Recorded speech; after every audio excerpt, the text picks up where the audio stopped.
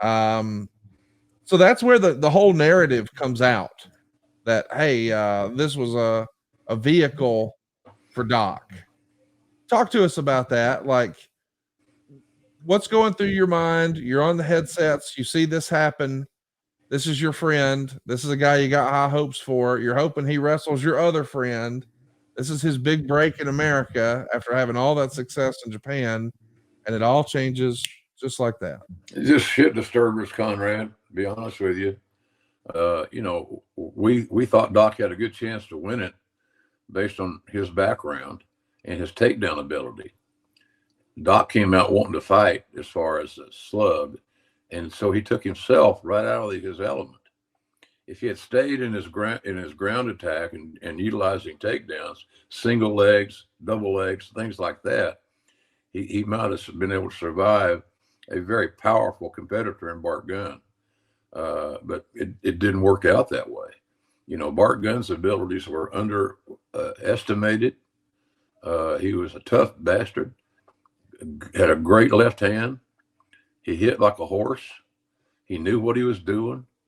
And so Doc stayed in Bart Gunn's wheelhouse, much to Doc's chagrin later on, because he got beat. But it's the funny part about that is, I don't know why this rumor is so prevalent, because it's just not true. We didn't have it fixed. It wasn't fixed. Did we think Doc would do well because we thought he would rely on his takedowns and he'd start scoring those points on those takedowns? But he went another direction. He got mano a mano and wanted to box, or wanted to slug more specifically, and it didn't work out for him. But the work deal and JR was this, and it's just a good story, just not true. But we've learned in pro wrestling, thanks to the insiders who run their mouth, not one of those guys ever came to me and said, is this what we're doing? Did we rig this thing for Doc or whatever?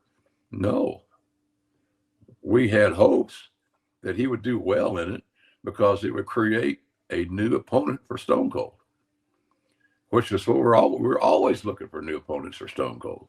He had gone through the roster very violently, very successfully.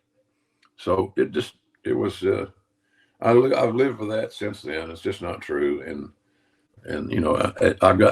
it used to really bother me, but then I got to where I didn't give a shit because I knew it wasn't true. So that's where I stand on that deal. Would we have liked for Doc to have had a successful run through the tournament and create a new adversary for Stone Cold? Hell yeah.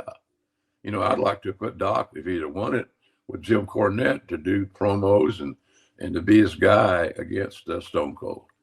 Because that would have been good. It would help Doc. It would help Corny. And it would have set Dr. Death up as a viable adversary for the biggest star that we ever had, who needed new opponents. That's the motivation.